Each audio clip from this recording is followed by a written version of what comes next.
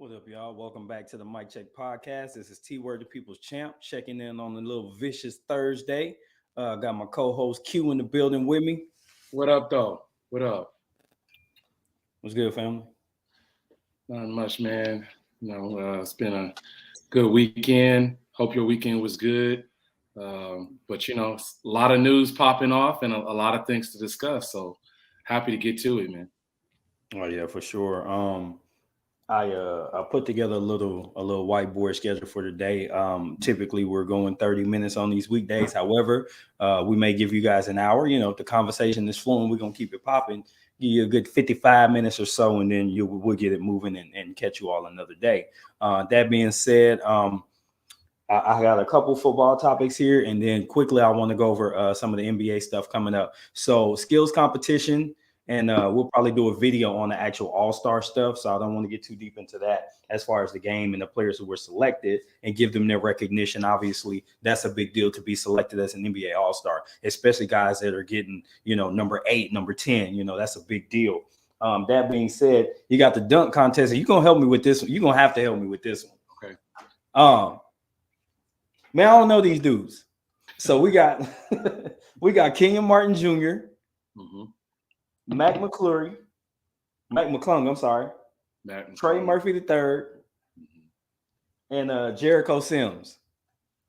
Yeah, so two of those guys, I will say, I've definitely seen a lot of their work. Okay.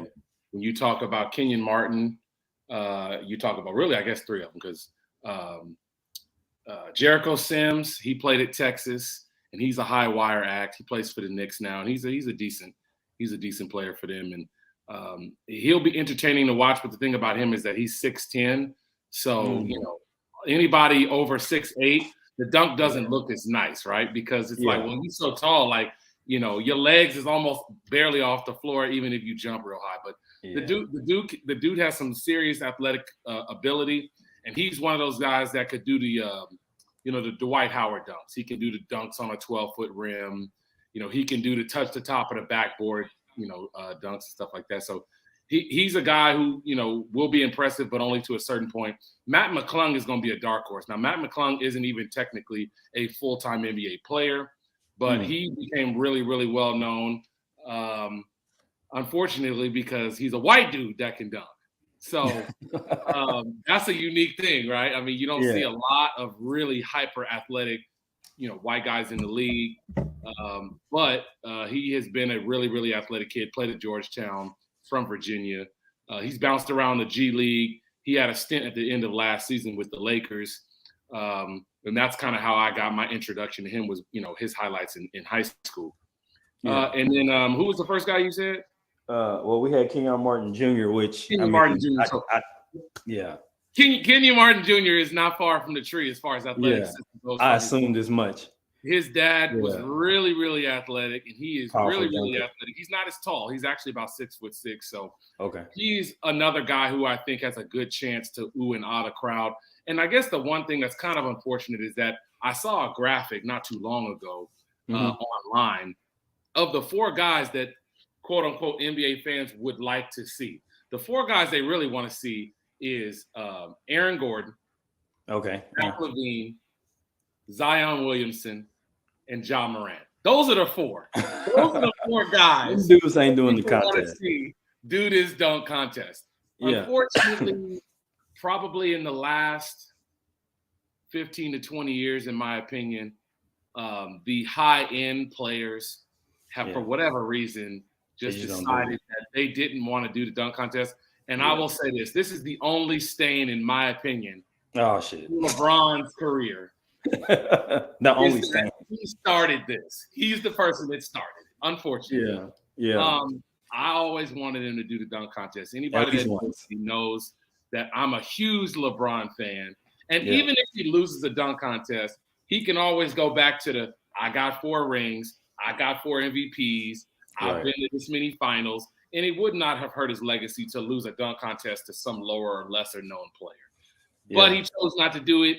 And unfortunately, since then, a lot of the high-end players that we want to do it either are always injured at a time when they should do it, or they just choose not to like he did.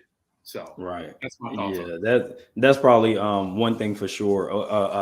A legitimate critique. Everything else is just opinion, but to me, that's a legitimate critique that he hadn't participated, and then he kind of ushered in the upper echelon players, just kind of saying, they pass on it. And I think that that's kind of what made it so fun was the stars of the league used to participate. When I was much younger, before you came around, you Yeah. know.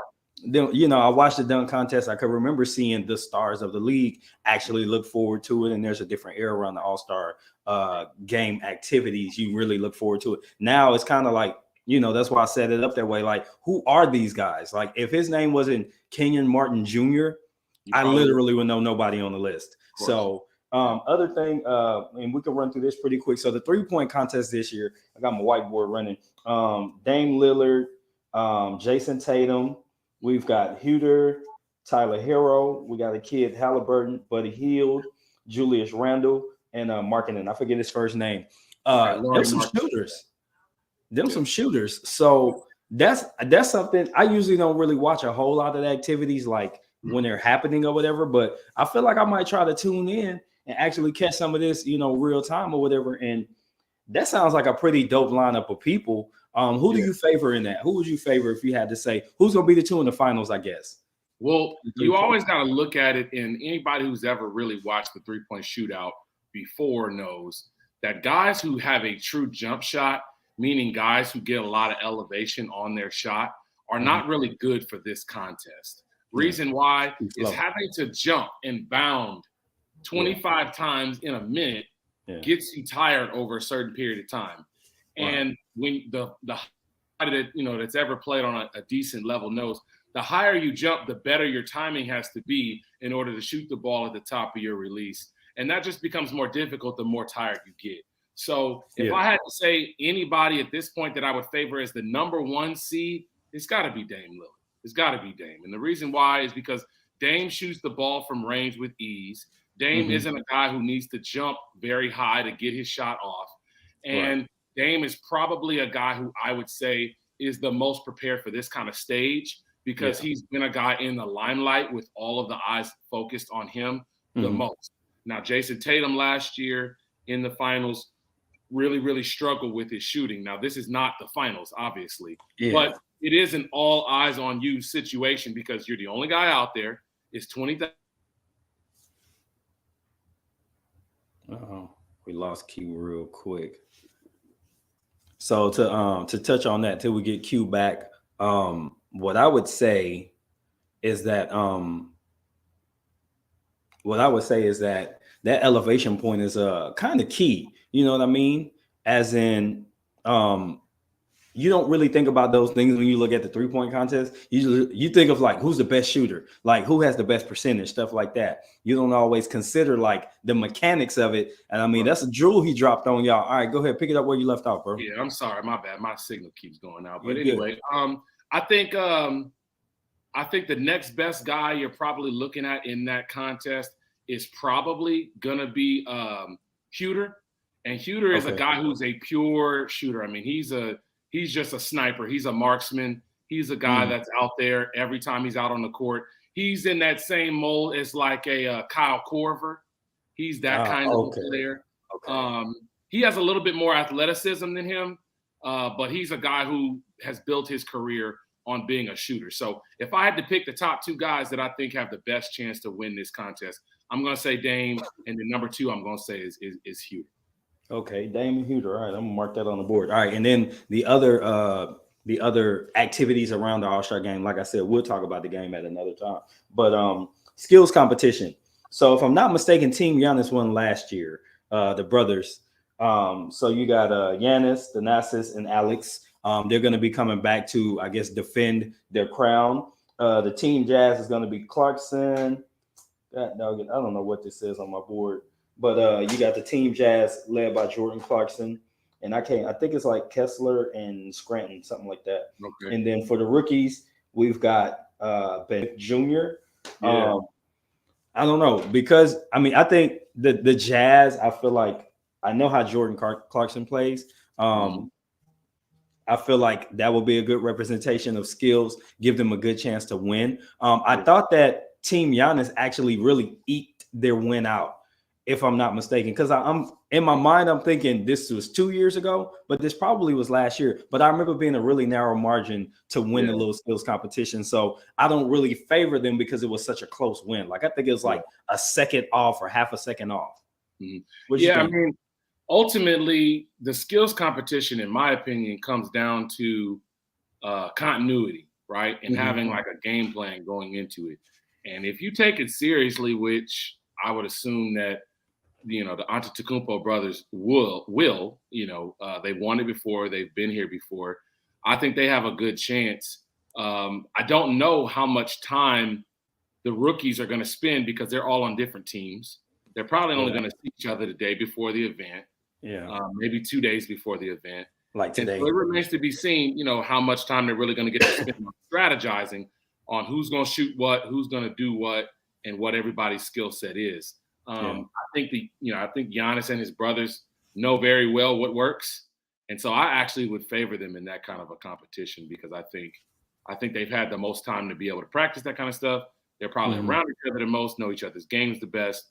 So I probably would favor them, but it doesn't mean that, that they're automatically going to win. At the end of the day, you got to make shots.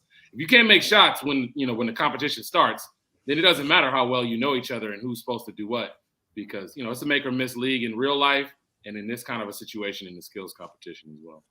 Yeah, and one thing about that competition that I noticed, like the most athletic and fastest aren't always the best at it because sometimes you can almost be too fast athletic and you'll overrun a lot of things on the course. Because remember, there's the passing element, there's a shooting element, there's a time where you got to go full speed and stop and make a layup, and it can be problematic for people with different statures. So the way that they set it up is a really good test of how can you control your body. And I go back to like the old military saying, slow is smooth and smooth is fast. So you got to be smooth, you know what I mean? And experience is going to make you smooth because you've traced those steps before. You've done that before. So in my opinion, I think it'll be really competitive. Like I said, I can't favor them because I feel like they kind of eked by last year, but I do believe that they will have an advantage over, players that hadn't done it before on this level, especially like you said, the lights of it all, like they dim it a little bit and everybody focus on the court, so it's like you really got to lock in and make it happen. So that was all the NBA stuff I had on the notepad. So I want to shift gears to the NFL, and there's just a couple of players I want to cover because we got free agency and things like that starting to get going. First, I want to talk about Lamar Jackson. What are your thoughts on what's going to happen with Lamar Jackson as far as what do you project for him as far as what does he get a better deal? Because I believe there was an offer or something that he's already refused. So what are you projecting for Lamar? Man, I think he has to go. Yeah. Is it a money thing? I think in this day and age, man, when you're a quarterback, and especially when you're a mobile quarterback that puts yourself in harm's way as much as Lamar does, I mean, you can't afford to take a discount. You just can't. And I think that if the market is between, $42 and $52 million a year, however you want to slice it up, Pat Mahomes is making 42. Deshaun Watson, signed for, I think it was 46 a year. All guaranteed. Like 48 a year with 75 up front guaranteed. I mean, if I'm in that same position, I'm looking like, man, I'm not taking a hometown discount or giving you a hometown discount when you didn't come to me with an offer 2 years ago. If you would have come to me with a discounted offer 2 years ago when I was still under contract with you, that would have shown me that you wanted me in good faith and that you believed in my ability and you believed that I was the guy for you. It's kind of like, I kind of equate it to like, you're dating a woman and she tells you, hey, I want to get married. And you don't agree to get married and you draw the situation out. Now she's packing up her things and she's leaving. And now you're like, okay, let's get married. At that point, it's too late. The ship done left the dock already. Yeah, so I think that he has to leave. I think that him and his mother have been rubbed the wrong way, his mother being his agent and his manager. They've been rubbed the wrong way by how the Ravens handled the situation, being franchised, and then not offering him a equal deal to market value for what other guys are lining up to get. Mm. Um, Okay. and then forcing him to basically play on a prove-it deal this last season when he's already won an MVP, he's already won a playoff game, he's taken you to the playoffs more than once before. I mean, you're not going to get any better than him. I mean, your backup's not better than him. You're not going to be able to draft anybody else. So I'm thinking, like he would be thinking, well, what's the holdup? So I'm gonna play yang to the yin that you gave there. So I don't like the phrase devil's advocate, but I'm just gonna take the other side of the coin. How about that? I think that the Ravens still hold the chips because unfortunately Lamar's market value is highest with the team that drafted him because they already have pieces in place to accentuate what he does. Another team is going to have to change their offense to fit him. And if they already have him, which team? Carolina? There's only one team that is already set up exactly the way that well, actually, if you want to include Carolina, they're somewhat, I wouldn't say that they are as much as who I'm thinking of, but the Falcons just spent the entire season playing with a run-first quarterback. Yeah, but there's some different dynamics there because they still had a guy who's known for a little bit of passing. I get what you're saying with Mariota, but they basically purged their receiver room because Julio's gone 1 year. Ridley gets suspended the next year. Yeah. So it was kind of by force, but I don't think that that's the preference in Atlanta. Now, that's a team I'm intimately familiar with, seeing them a couple times a year, plus all the division games about 6 times a year. That said, I get what you mean, but I still think that they're still not going to pay max value because they don't even have the cap space to play like that. If anybody has a cap space, maybe Houston has something to play with, but they don't have the pieces either. So the biggest thing for me for Lamar is you got to find the right fit and the right coordinator that you believe is going to trust you to run around and do those different things with the rock. And I'm not exactly sure that exists at the moment. At the payday that he's probably going to want. Washington, they've got who've they got a receiver? They got what's the fast kid from Ohio State? They got I can't think of his name right now. I can't think of it either. They've got more of a vertical offense, and that doesn't suit Lamar because he's not an accurate passer. He could throw it, he could get it down there. It's just you really got to drop it in the basket. So the deep threat and his just escaping my name. He's number 17 for the Washington. You know exactly who you're talking about. I'm drawing. Yeah, I'll look the name up. Yeah, but you know who but he's their biggest threat. Other than that, they don't have a great receiver core, but I think that they have enough tools and a run game to complement him. I just think that the way that you have to be set up for Lamar to be your guy, you're going to have to redo what you already have in place and build around him. So I don't know that you could be win now. That will be my main thing with that. So I feel like the Ravens kind of have them because they could say, hey, we want to pay you well, but we can't break the bank because we still got to keep putting a great defense on the other side of you because we know you're going to turn the ball over. You run the risk of maybe missing some games, and we need to be able to win in your absence if you go down. So we got to pay that defense over there to get us turnovers and extra possessions, which are going to make you look better. The more opportunities Lamar has to get the ball, the more in flow he is, and the better it is for the Ravens overall. Because if you look at when they're winning, those things are always key. The Ravens are productive on defense, and they're opportunistic in terms of getting turnovers and getting a lot of sacks. When you don't see those things, they tend not to perform as well. That will be my my yin to the yang on that.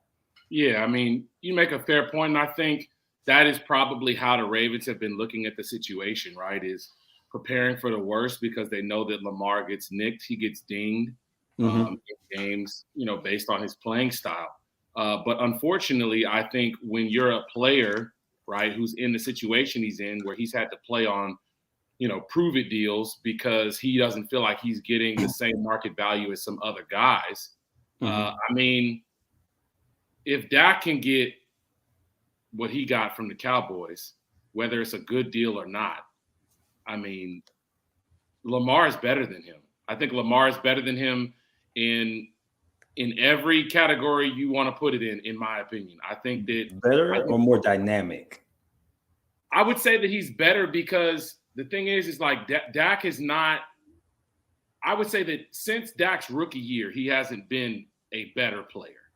I would say that Lamar has become a better player over time since he's been drafted. I feel like Dak is at this point on a decline, to be honest with you. His rookie season was the pinnacle of his career. it was, in my opinion, the best that he played for an entire season. And obviously, it was the only year that they won a playoff game. I think Lamar, in his time with the Ravens, has improved as a passer. I think he's improved as a leader. I think he's improved his skill set overall as a quarterback. While it may not be the traditional sense of what a quarterback is, and while he may never lead you to a Super Bowl, I know that a lot of guys are lining up to get paid that are never going to lead their teams to Super Bowls. And I got a couple examples that you can think of. The number one example you can think of is Justin Herbert. Justin Herbert is going to end up getting this same kind of a deal when he's up. And I don't think that they're ever going to win a championship with him either. So, I mean, I honestly just see it as a situation where both sides are kind of dug in on what it is that they want. And unfortunately, if this deal had been amendable or what was offered while he was still under his rookie contract, I think he probably signs it. But because of how things have gone, because of the fact that they let him get hurt on a one-year deal, basically out there, knowing that he probably is injury prone and not wanting to lock him up long term, I don't know that Lamar's side is going to be willing to give the Ravens any kind of a discount. Yeah, there's some validity to that in terms of comparing what deals are out there, what the market's going to look like, who's going to get paid. I would like to say that I still think Dak is a better quarterback overall. I think Lamar's a more dynamic quarterback. He could break a game open with his legs and possibly with his arms. I think that Dak is overall a better passer. He gives you the extra element of being able to escape the pocket and make things happen with his legs. And overall, just productivity in the passing game. When you think about championship quarterbacks, I can't think of a running quarterback that's been able to lead a team to a Super Bowl and then actually win one either. So in my opinion, I would say overall Dak is a better quarterback. And I'm talking all the elements put together, while I think Lamar is more dynamic. As far as using Dak as kind of a scale or a measuring stick in terms of pay, it depends on what you covet as a team. And like I said, the Ravens are already a little bit dug in on what they can do. They can't really change their offense. So they kind of, while I do feel they have leverage, I also think that they don't have as much as the average team would like to have in this situation, because he knows that you have an offense built around him over the last 3 years. You really can't just go and just get any quarterback and plug and play and get your game manager and win, because you don't have the receiving tools or the type of run game that helps you come back. That's another thing I don't necessarily care for about Lamar's game. If that team gets down by a couple scores, it's pretty much game over. With Dak, you always have a chance to come back, and he's shown it. Several 4,000-yard seasons, things like that. Several 30-plus passing TD seasons with 5 or 6 rushing TDs. So to me, those things are important. But I definitely get what you're saying. Those who are watching on the replay, drop it down in the comments. What do you think about our opinions on Dak and Lamar by comparison? But also, what do you think about a potential deal for Lamar Jackson? One more NFL topic, then we'll get over to boxing, and we could short this one, so we could spend that 30 minutes on boxing if you want. Derek Carr released.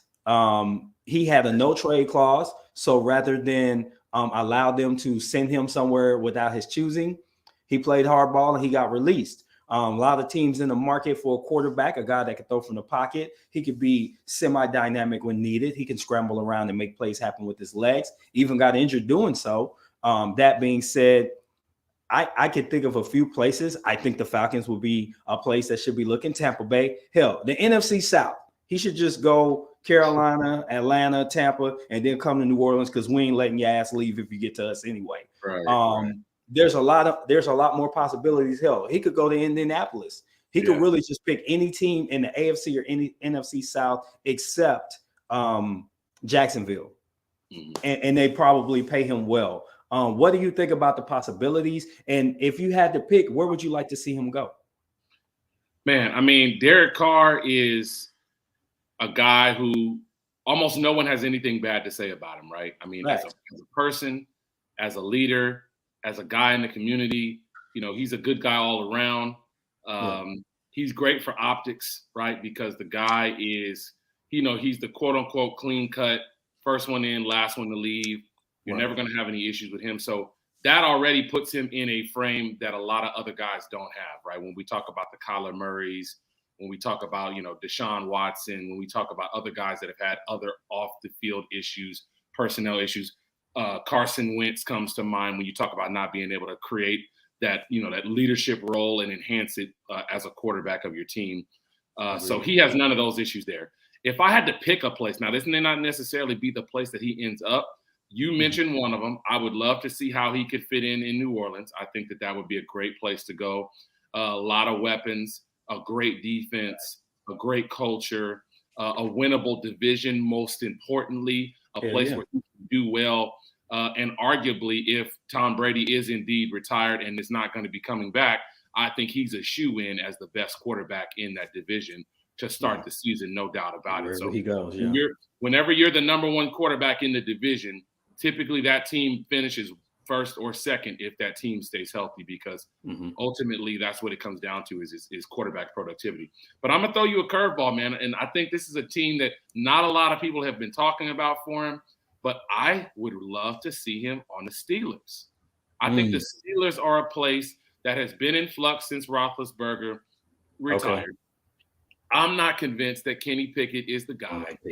I'm not convinced that Trubisky surely is not the guy. And all they've been doing is flip-flopping those guys back and forth all season. And really, they were in a very similar situation, in my opinion, to kind of how Atlanta is, where it's like, well, who's going to be the guy moving forward? Like, who's going to be the guy that we know is going to take this position and run with it, take the baton, so that they can. We need a front runner. Yeah. Who's the guy, right? We'll have a decent backup. One of you two will be a decent backup if this first guy gets injured, and we know that you can come in and hold the fort down. But who's going to be the starter? I think realistically right now, Pittsburgh has two backups. Now, I don't know how the salary situation would work. I don't know if he's even interested in going to the Steelers. It is a more difficult division than the NFC South, I think, moving forward.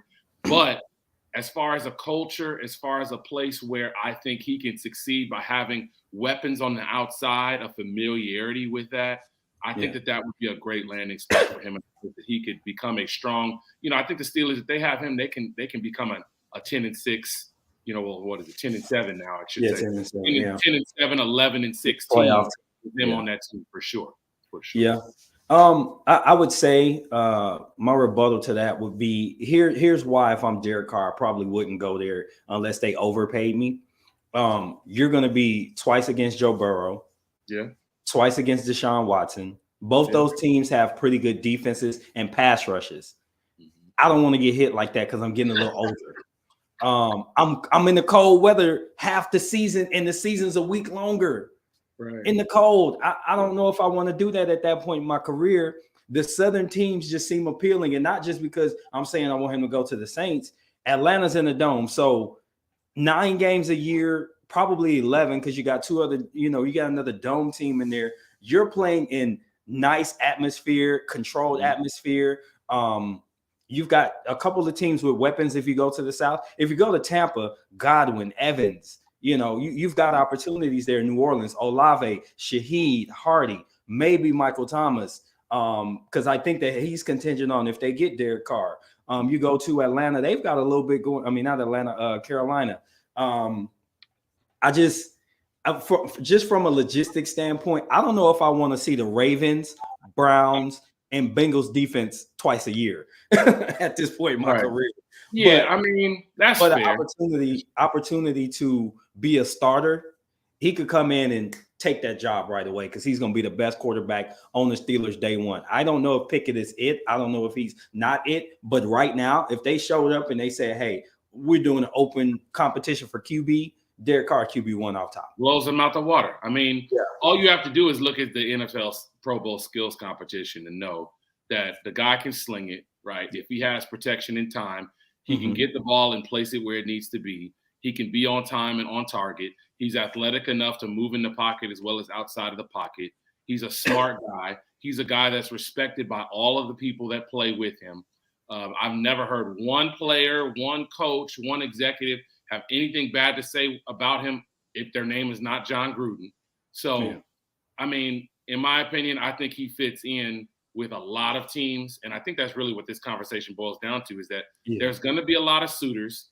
And to be honest with you, if we're talking about going to a winning division, potentially full circle story could be if the Texans are willing to trade their number 1 or number 2 draft pick to someone, right?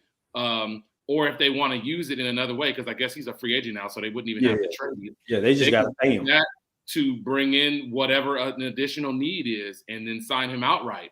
That would be a cool situation.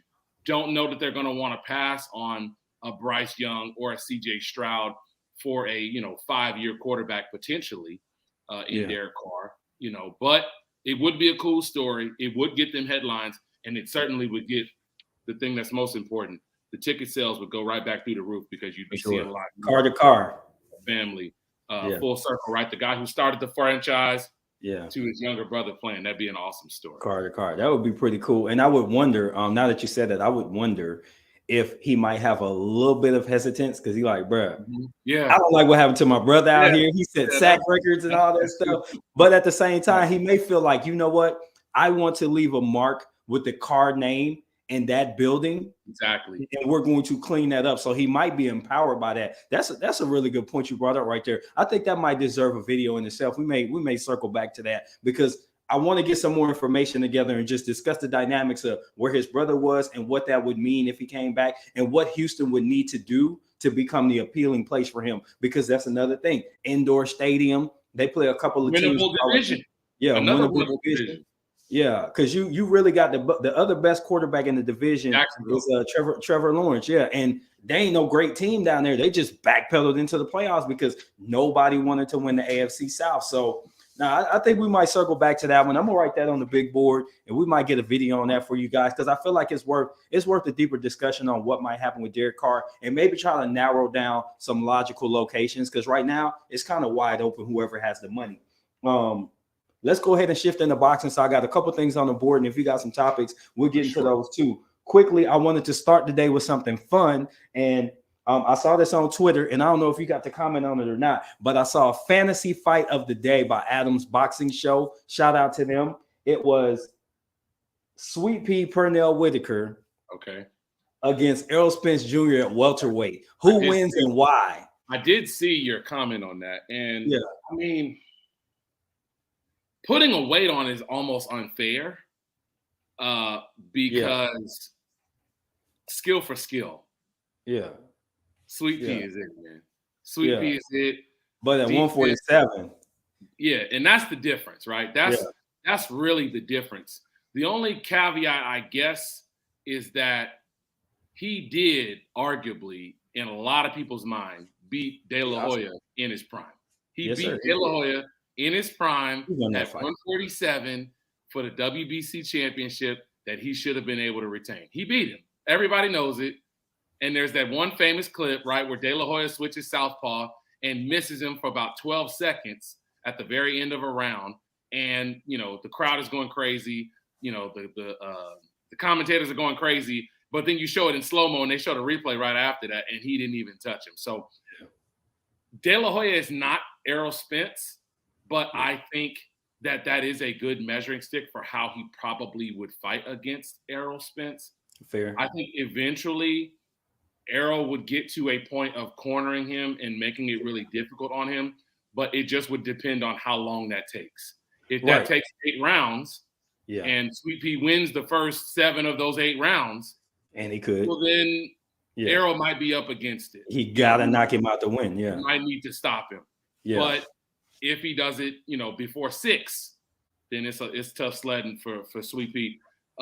These fantasy matchups are great. Adams Boxing it does a lot of fun matchups. A lot of guys that I've never heard of that I have to go back and look up tape of to see who they were and how good they were. That is a great matchup.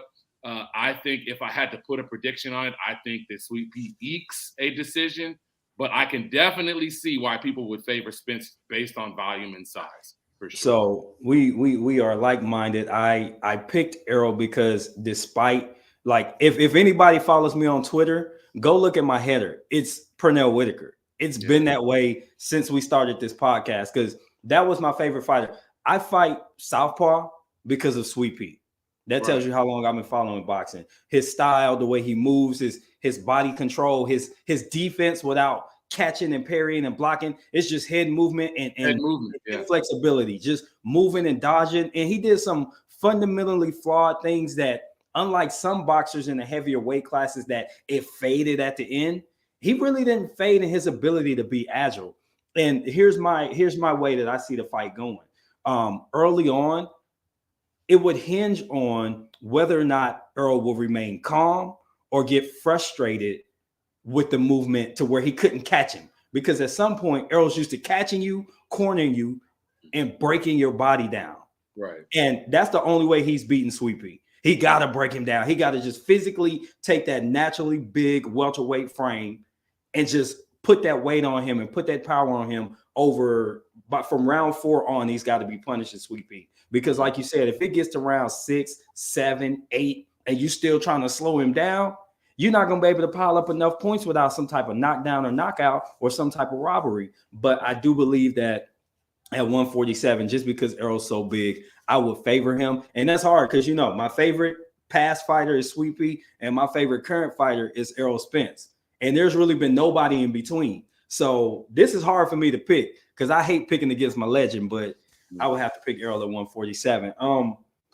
Also on the board, and we can run through this really quick if you want, or if you have deeper thoughts, feel free. But Tank Davis appeared in court today, and apparently he pled guilty to the hit and run, the incident involving a pregnant woman, and he's looking for sentencing May 5th. So that means anything he wants to do in the meantime, he's pretty much clear to do so. Do you have any thoughts on that? Man, I mean, this has already been on his mind, right? He already knew that this was coming. This is not something that was a surprise or, you know, something that wasn't going to be happening. The interesting part that this does to me is that this locks in any doubt that if a Ryan Garcia fight is going to happen, it's going to happen in April because as soon as sentencing comes, who knows what's going to happen? Reportedly, he had set up a plea deal with the woman to not do any jail time and her lawyers. It was declined by the judge in Baltimore City because this judge wants him to do some type of serious punishment. I don't know if that means jail time. I don't know if that means house arrest. I don't know if that means, you know, I don't really know what that's going to look like. But I do know that it's not going to be just scot-free and some community service. That ain't gonna work. I know that that's not going to be what happens. And this is a lesson, right? This is a lesson to anybody who's in a similar situation like Gervonta, where you're a young guy with a lot of money, with a lot of moving parts, living a fast life. The number one thing you can always do is hire the right people around you. And anybody who was with him the night that the accident happened, or anybody that was with him that night at a nightclub or wherever he was coming from, should have been smart enough, should have been had enough wherewithal to say, nah, man, I got you. I'm going to drive and get us home. Because I'm assuming, and I'm just making this assumption because he was never able to be put through a breathalyzer or any kind of, you know, blood alcohol testing. He probably had a hit and run because of his situation with probably having drank before he got there, before he had the accident. So any situation like that is unfortunate, but the reality is you got to hire the right people. And even if it means just for the night, I'm going to get a driver, I'm going to pay my whatever I have to pay to make sure that, you know, I'm not having to worry about driving to get home, avoiding all that situation at all costs. This is going to cost him a lot of money. And not only a lot of money, but it's probably going to cost him his freedom for a period of time. That's what I would say about it. I wonder how it will affect his mind and his mental state going into this fight if he gets to have the Ryan Garcia fight, knowing that this potentially could derail his career to some degree. And it's really weird because people, when he first started coming up, talking about Gervonta, were likening him to Mike Tyson because of the violence with which he fought, the counterpunching, the hooks, the body attack, being smaller in stature than most of the guys he was fighting, right?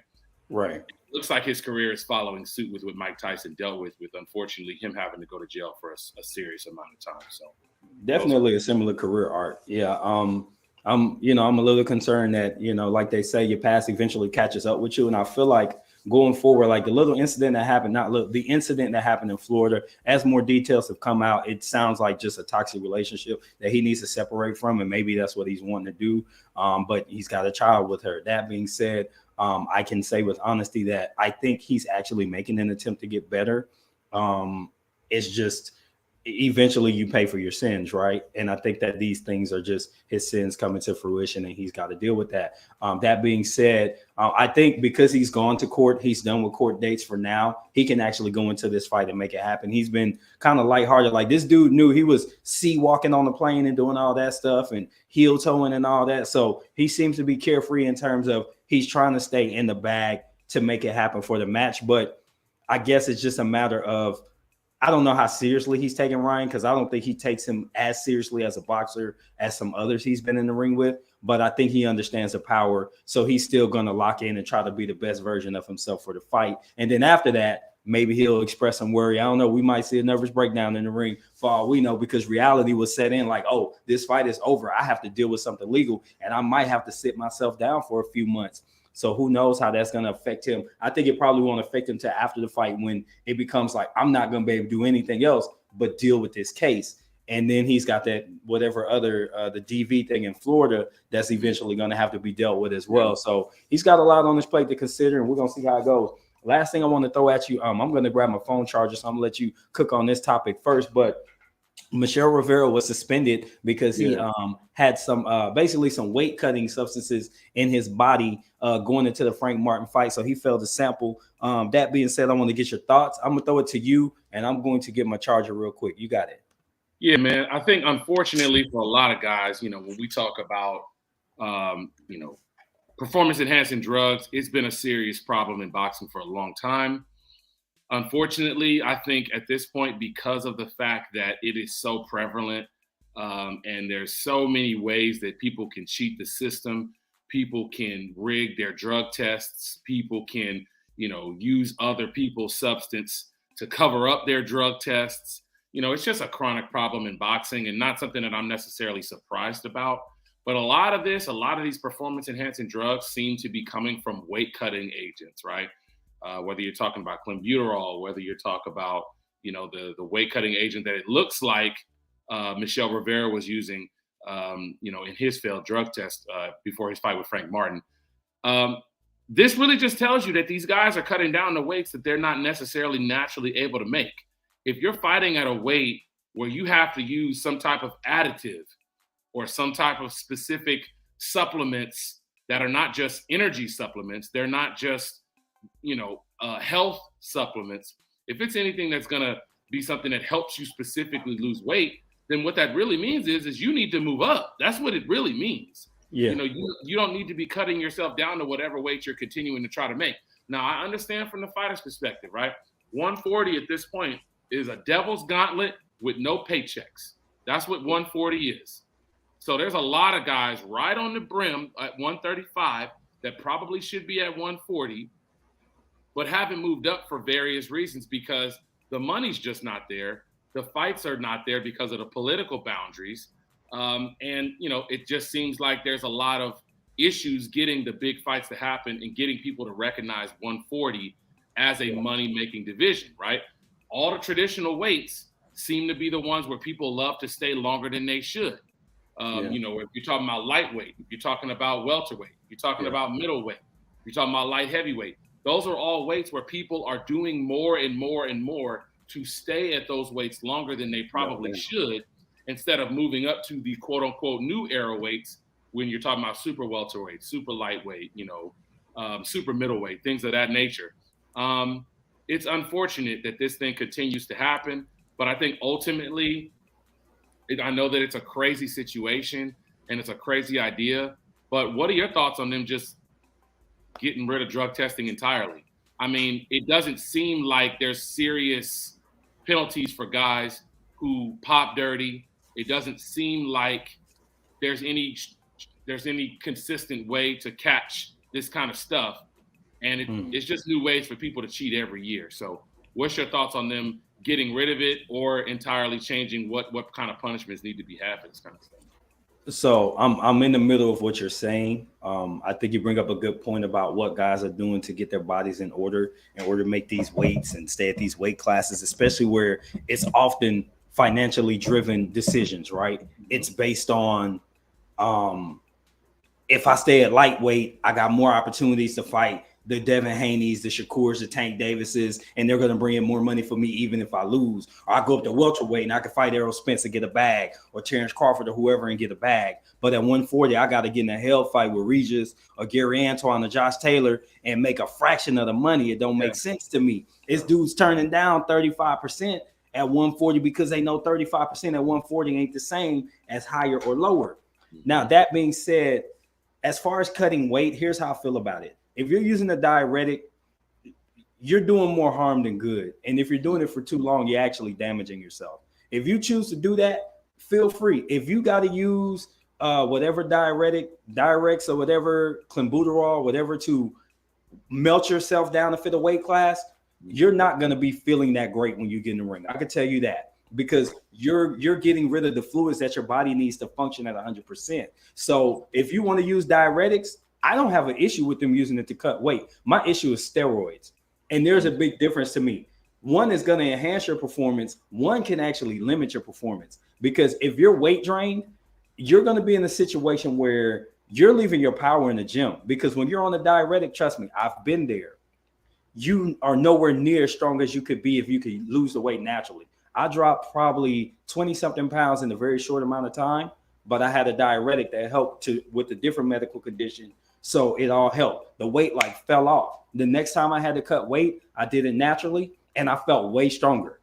Mm-hmm. So I think I'm on board with you on the testing should change. I just don't think they should stop testing for performance enhancing drugs, because I think that those things like steroids, anabolics, HGH, stuff like that, that makes you perform better. Whereas I think diuretics can actually hurt you.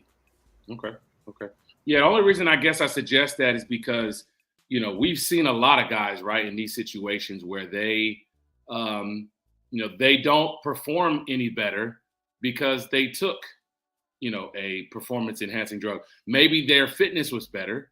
Maybe, they felt stronger. Maybe they could lift more weights. But in the game of boxing, it doesn't always necessarily correlate into wins, right? When I think about a guy like Fernando Vargas, right? He tested positive for a PED after his loss to Oscar De La Hoya. Oscar whipped him from pillar to post. And you know why? Because Oscar was just a better fighter than him. And that's all it really came down to. Oscar was a better fighter. Oscar had better fundamentals. Oscar came from an amateur background where he learned the game from the ground up. Fernando was a guy who got into boxing in his middle teens and was a late bloomer in the game and got pushed into a fight that he wasn't ready for. And he lost. The same thing happened when Deontay Wilder fought against what's his name? Luis Ortiz, right? Luis Ortiz, he's just not a better fighter than Wilder. Now, maybe necessarily he was winning more rounds because he's a better schooled boxer than Wilder. But in the end, if you get stopped, you get stopped.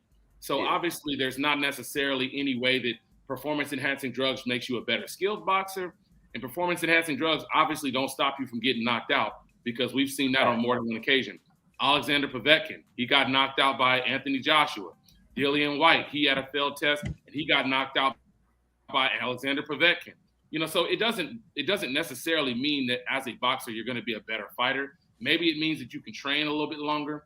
Maybe it means that you reach more PRs when it comes to metrics and things like that.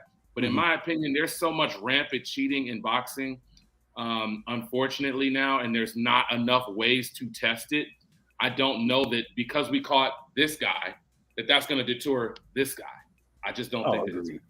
I mean, it's in pretty much all the major sports what they're testing for. So, and again, for me, I lean PEDs because I understand. So my biggest thing with PEDs is not so much bigger, faster, stronger. I think of the ability to your stamina and endurance. There's certain supplements you could take that'll give you ridiculous stamina. That's a part of the reason that Errol Spence is always under speculation. The dude seems not to get tired. And they're like, well, how can you be muscular like that, but you don't get tired? Some people it's natural. I don't suffer with stamina fatigue issues, but I have people with the exact same build that for whatever reason they can't last as long in sparring. They get tired. We're doing the exact same things, but yet they burn out.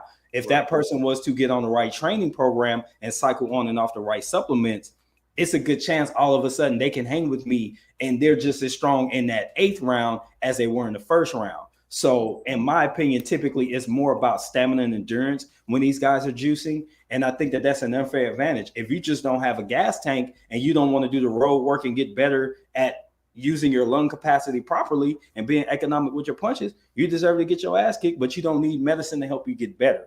So that's kind of my perspective on that. I do agree that it doesn't guarantee you a win because skills pay the bills.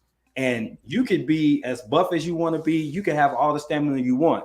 Deontay Wilder put that big right hand on you, you going to sleep in the 2nd round. Don't matter how much stamina you got. So I do agree. I do agree with you to some degree. I just for me, things that can enhance your ability to go longer and stuff like that, which boxing is a game of stamina, survival of the fittest, who can last the longest. That's why having that boxer lifestyle outside the ring is so important to fighters, because it makes it where they don't have to worry about being able to cut weight and they don't have to struggle with putting on too much muscle where they can't have stamina. So when you look at a Terrence Crawford, he's a picture perfect example of that. Or you look at Floyd Mayweather, why his career lasted so long, because he didn't have those other things in his body. Just my opinion, though. No doubt, no doubt. And as we move on to another topic, man, another real interesting thing I wanted to waves. Okay. Sorry. No, you're locked up for a second. Hit the waves there, man, is potentially the Tyson Fury Alexander Usyk fight is now not going to happen in the Middle East because it looks like on the outside, right? Fury's team is basically saying they don't have a guarantee from the Middle East that the arena that they would have the fight in would be ready in time. So I'm going to give you my backstory on it and what I actually think is happening. All right, let's hear it.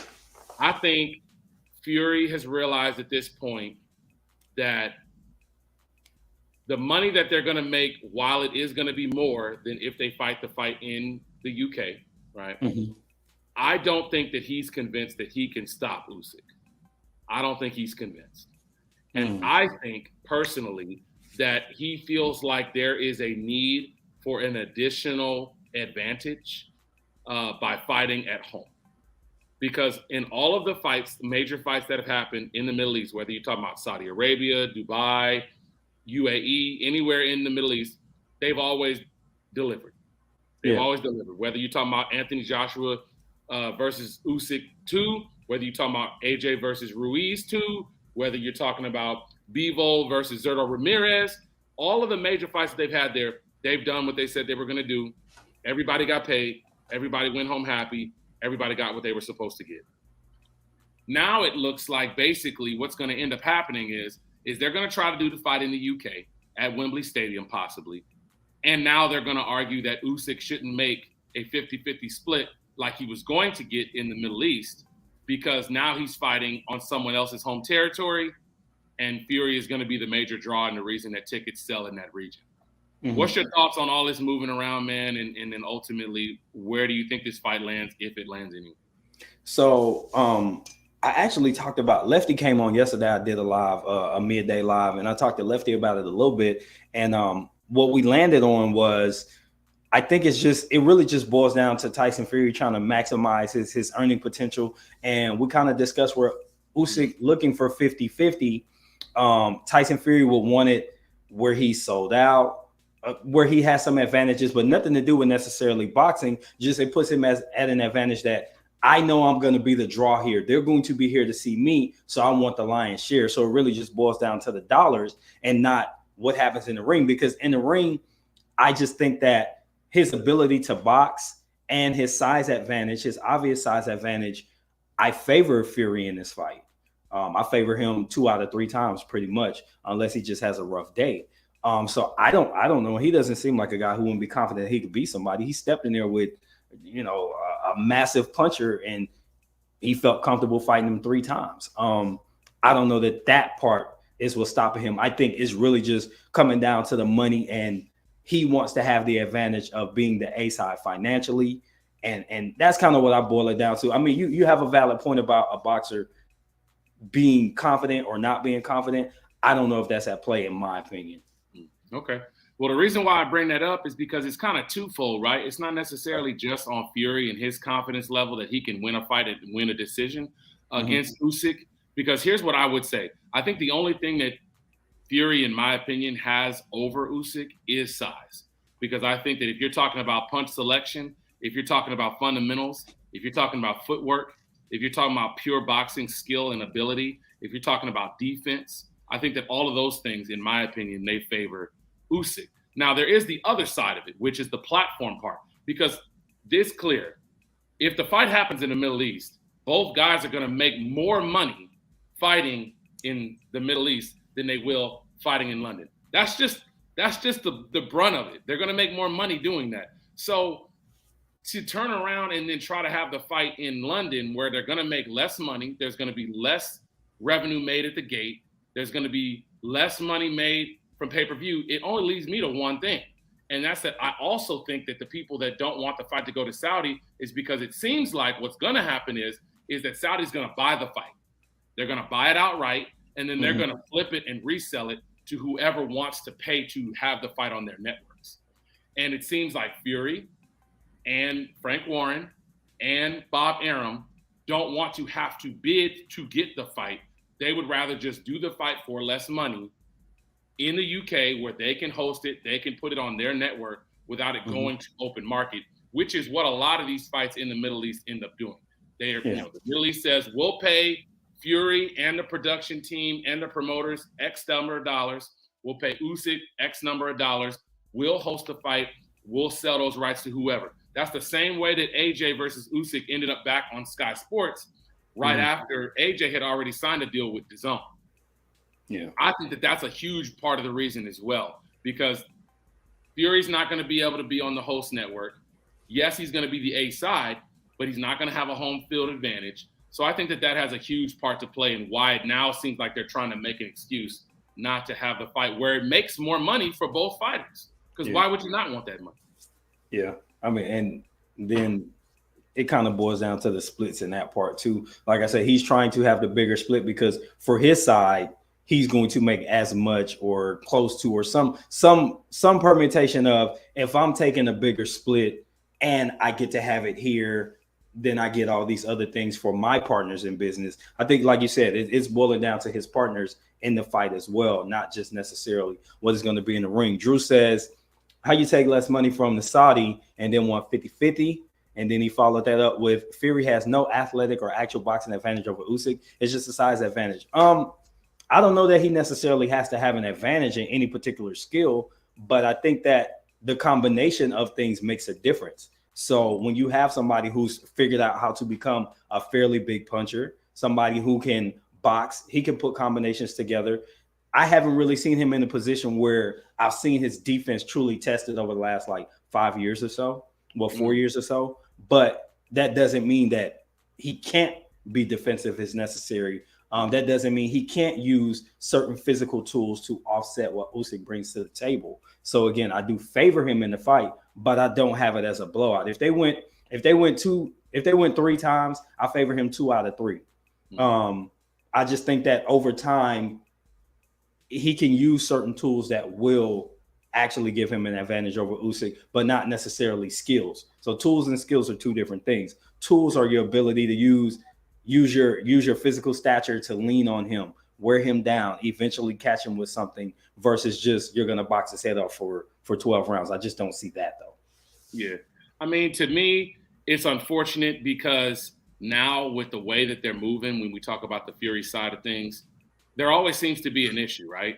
I mean, Wilder was supposed to get his 3rd fight, and Fury fought him on getting the 3rd fight to happen, right? The AJ fight was supposed to happen, but then he couldn't do that because Wilder had the rematch. It just seems like there's always an issue when it comes to negotiating fights.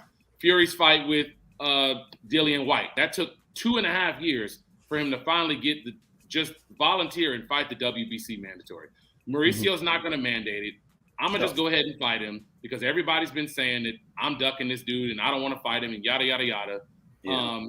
And it looked like he was. It looked like he was for a very long time. But there's always an issue when somebody wants to make a fight with Fury. And my thing is if the fight's going to make you the most money, and we're talking about a big gap here because from what I've read and what I've heard, Saudi was basically offering both guys anywhere between $50 to $60 million a piece. Oh, wow. So okay. To make that fight happen in the UK, you're talking about going from 50 to really probably about 30 on the top end at most. That's a big gap, and that's a lot of money that you're giving up just so that you can say that Usyk is only going to make 10 and you can say, ha, ha, ha, ha, ha, ha, I made more money than you. That seems childish, but that sounds like Fury. That sounds like something. Yeah, for sure. He's a jerk. It's unfortunate because, truth be told, that fight should happen where the fighters make most money.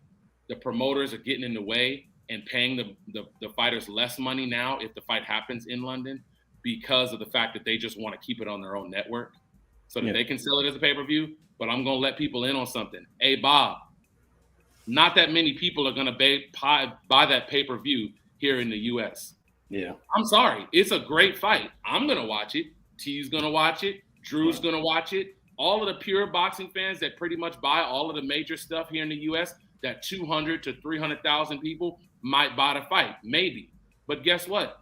This is not going to do anywhere close to 600, 700, 800,000 buys. It's just not. Yeah, so going through all of these hoops just so you can keep the fight on your network when it's not that big of a fight in the U.S. to begin with really doesn't make much sense to me. But hey, it's his business, so do what he wants. Yeah, I mean, like you said, there seems to be these different little issues, and I mean, this is what we've come to when you look at the business side of boxing. Is guys trying to line their pockets while also appeasing their partners, and their partners are the promoters and the networks. Because while you may, people go with who's the boss? Who's the boss? Listen, every element is necessary, right? Because they're all somewhat partners. Because each relies on the other. Because the network needs the promoter to get the fights together in order to make it happen. And the fighter needs the network to show the fights and to get the money. So all these elements work together. They're all partners. Us fans can say what we want, but the truth is they're all partners. And this is fighters figuring out, I have to keep my partners happy, or promoters figuring out, I need to keep my partners happy while also feeding these fighters to keep them loyal to me. And that's where, I can't do this deal because this guy and this guy is not going to work together, or this guy wants certain advantages and stuff like that. Drew says Fury in his feelings. Saudi still ain't paying him what AJ gets. That's funny. That fight on pay-per-view in US will flop. No doubt. They would lose money not giving it to Saudi. Agreed. Yeah. But like he was explaining, maybe he's trying to find just some type of advantage just to nanny boo-boo. That seems like what boxers want to do these days. You understand what we saying? We saying Fury is willing to give up $20 million just so he can mock Usyk before the fight happens that he made twice as much as him. When in reality, if it goes the way I think it goes and he loses, Fury I'm talking about, if he loses that fight, all that mocking is going to be for nothing because he would have lost the fight. And the last laugh goes to the guy who doesn't laugh first. He's willing to take that risk too. Nate says, how you doing, man? Hey, having a great, wonderful day, man. Blessed. Happy to be here chopping up sports with my boy Q. Hopefully you be able to catch back some of the replay. We talked basketball at the beginning, then we did some football, and now we're talking boxing. Q, do you have more topics and do you have more time? Absolutely, man. Absolutely. Okay. I got a couple more topics here. Okay, yeah. I actually talked about this before, but a couple of days ago, actually 2 days ago now, Edgar Berlanga officially signed a deal with Matchroom. He'll be fighting for the foreseeable future on DAZN with Eddie Hearn as his promoter, Matchroom Boxing's CEO, CFO. I think that, honestly, in my opinion, it's the best move for him at this time. I think that there's a lot of viable options, and I think the great part about what he's doing by going to DAZN is that while necessarily Eddie might not have all of the best options at his prescribed weight, I think that he has great options for the level of fighter that he's at right now. And also the fact that they've been able to do deals and fight Golden Boy fighters. While he didn't sign with Golden Boy, I think that they're going to be looking forward to doing some co-main, or excuse me, some some co-promotions, I should say, where maybe he fights, one fight on the East Coast and they bring a Golden Boy over and fight on a Matchroom card. And then maybe he turns around and he fights on the West Coast on a Golden Boy card. And I've actually listed some of these options, but you can go ahead and give your thoughts while I pull up these options of people that I actually wanted to mention that he could potentially fight. Yeah, I think it's a pretty good deal for him. And I like something you pointed out there. I wanted to take the other side of the coin, but I can't because you said what I wanted to say. And what you pointed out was fighters that are at his current level. Because of the knockouts, he got moved a little faster than he needed to.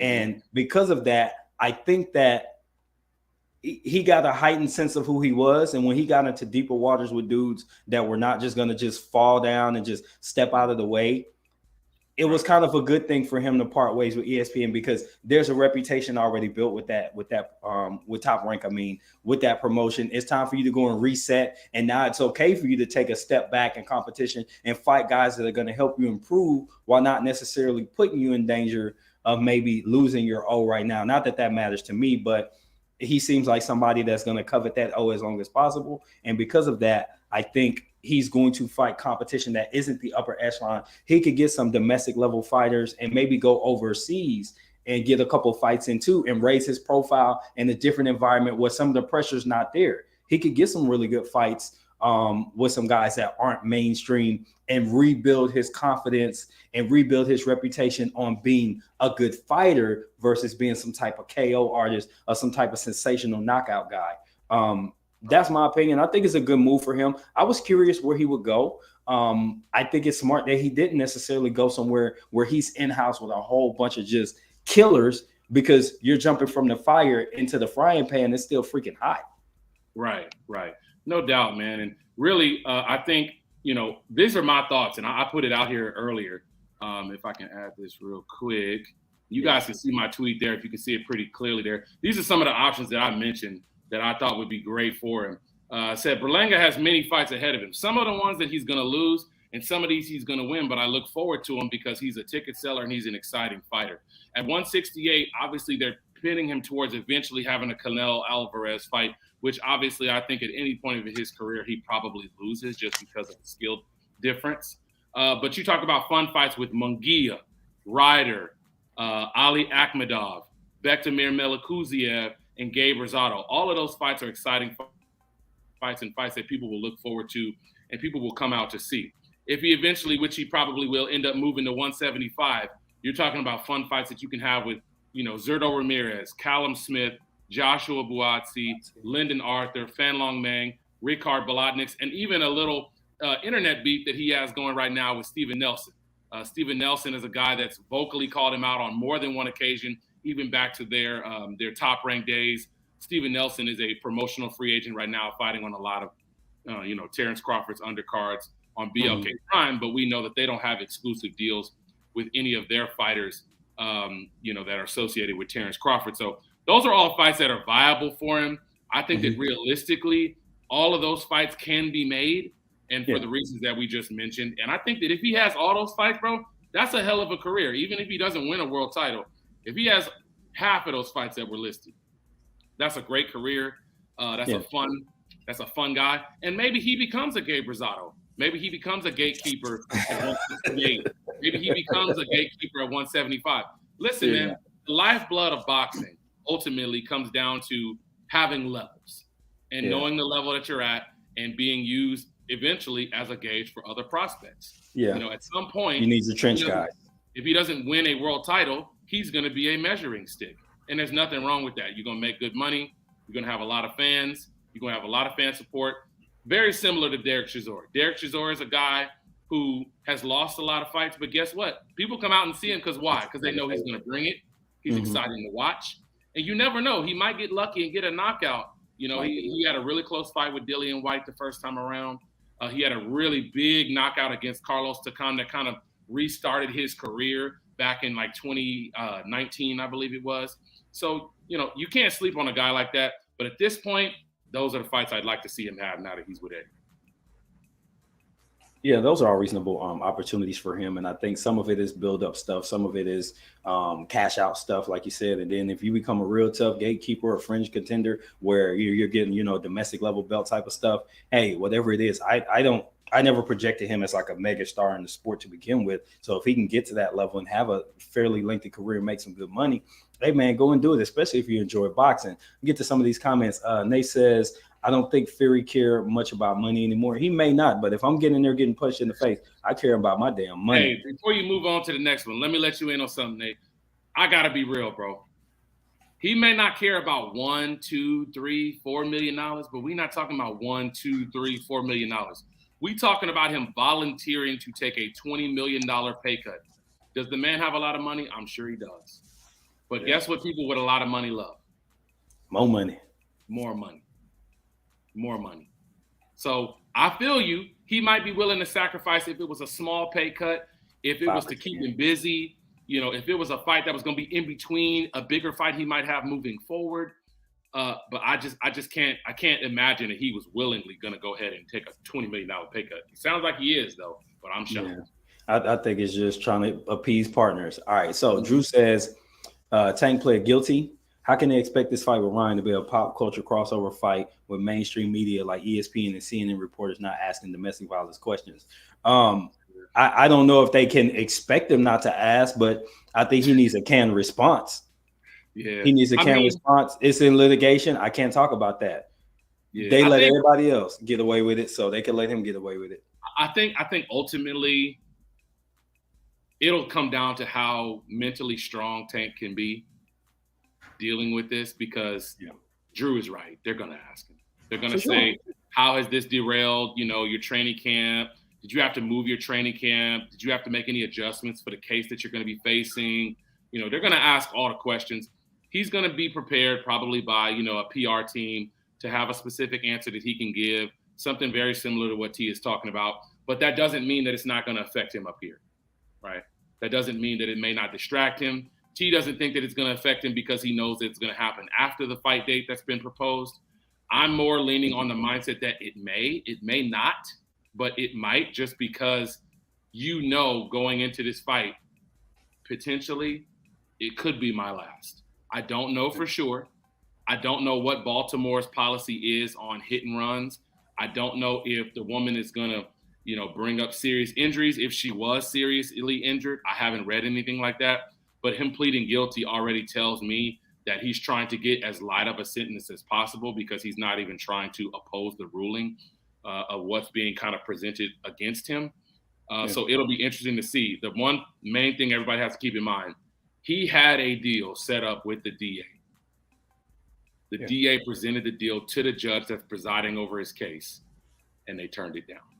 That to me tells me that they want him to do something serious from a punishment standpoint, because they wouldn't have done all this if that's the case. And if he's smart and if he has the right people around him, and you can say what you want about him, this isn't about how high of a level of education he has. This is just common sense things. He's been around street people that understand.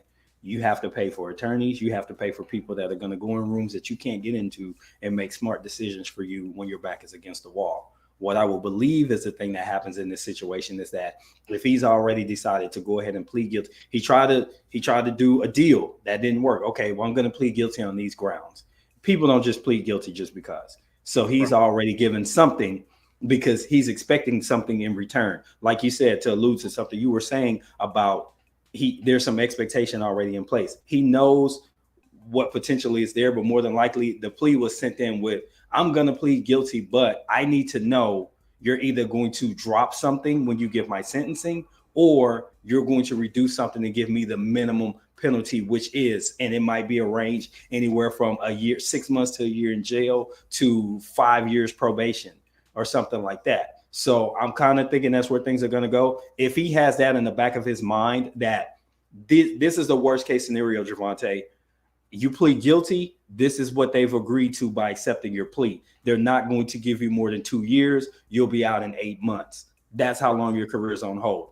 If you already know that type of thing going in, you can let it be free from your mind, because you already know you're about to go sit down. Why worry about it? There's nothing else you can do.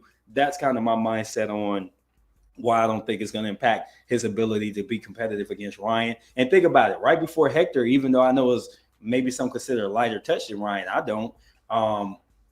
He had something happen, 10 days before the fight, and he seemed to be locked in and ready to rock. So I just think that he's one of them people that could just turn it off and just go in there and get scrapping. He said his little tweet about, I don't know if I want to do this crap anymore. And then the next thing you know, he's sparring and training to fight. So interesting perspective, Drew. Thank you so much for throwing that out there, because I do think you are right. They're going to ask those questions. I just think he's going to have a canned response that's ready to go. What else you got on the docket, Q? Next topic we got, man. The Benavidez Plant pay-per-view card was finalized yesterday. It'll be Ramos against Spencer, Colbert against Valenzuela, Crowley against Ramos. Those will be the televised fights on the pay-per-view card. It'll be what did I say there? 3 fights? 1, 2, 3. 3 plus the main. 4-fight TV card. T, question for you, man. Is this a pay-per-view worthy fight at $75? This card as a whole, is it pay-per-view worthy at $75? Well, I don't really trip about it. I'd pay it because I feel like the main event is going to deliver. I think the Colbert fight is going to give us something. And the Crowley fight is going to be good. It's one other one on there, and I just heard you say it is escaping me. I'm old, man. Bear with me. But anyway, I think it's a good night of boxing. Okay. It's one that I would pay for. I would feel comfortable paying for, because I feel like I have the potential of seeing 2 to 3 really good fights, and maybe even 4 fairly decent fights. In fact, if you like boxing, this might be a better card than the January 7th card. Where the January 7th card had that name recognition, I think this one has matchups that seem to be well laid out. Yeah. I mean, for me personally, I think the fight is a good fight. I think if the fight had something, and there's always something to be said when a title is on the line, right? That's why you don't ever see a lot of these Showtime fights put as main events unless there's some type of title that they can slap on it. The belts still matter. A secondary title, a silver title, a WBA gold title, interim title, IBF, North America. There's always some type of title that has to be on the line in order for it to be, excused as a main event. That's just how the nature of boxing is, because there's not fights on every network every weekend. Right. The fights that they do put on, whether it's every 2 weeks or every 3 weeks, there has to be a major title on the line of some sort. I like the fight. I like David Benavidez against Caleb Plant, but I've said it for years. It should have happened in 2019. Caleb Plant won the IBF title in I think it was January of 2019. They had that entire year to try to make that fight happen. Unfortunately, they didn't, because David Benavidez's side, his manager said they wanted to wait. They wanted the guys to both, become bigger names. And then what ends up happening? Both guys end up losing their belts. One guy on the scale, another guy loses to Canelo. And now they're going to end up meeting each other for a quote-unquote potential fight against Canelo. Well, unfortunately, the pessimism in me is going to let both guys in on something. I highly doubt that the WBC is going to make Canelo fight either one of those guys. If he fights the winner of that fight, it's going to be because he wants to. It's not going to be because the WBC told him to. So what I hope they're not doing is holding their breath that whoever wins this fight is going to get Canelo in September. Because I'm here to tell you, it's probably not going to happen. Not unless they can cross over. Yeah, it's being marketed that way, but we know better. I think it's a good fight. As far as timing goes, I don't think either person has slipped in skills. In fact, I think now they're more comfortable in their skills. So it might be a better fight in the ring versus just the hype around it. I think now where Plant is, that loss has actually helped mature his skills, in my opinion. And we've only seen him once since the loss, but I saw some things that made me feel like he recognized he needed to go back to the drawing board, and it showed up in the ring. So I thought that was good. Cleaned his team up in a way that made sense. I think Benavidez, having lost his belt twice now, the hunger is really there, and he really believes in himself, and his confidence is at an all-time high. So you're getting two dudes who believe they could beat the hell out of the other, and that's going to make it happen. Slow it down, Drew. I'm trying to get to your comments. I know, we get to you, Drew. But no, man, honestly, in my opinion, I think that Plant probably is better at the weight now than he was in 2019 because he's had more experience. He's been in there with better fighters, and he's been able to kind of pick himself up off the canvas when it comes to the loss to Canelo.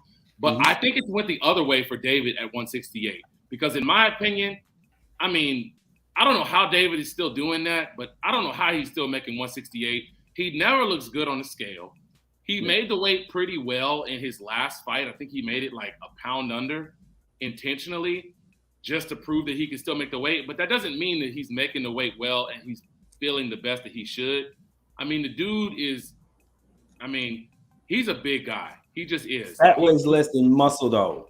So he got a flabby build. He don't have that. He got that Tyson Fury thing going on. But the weird part to me is just like, I think he should have been at 175.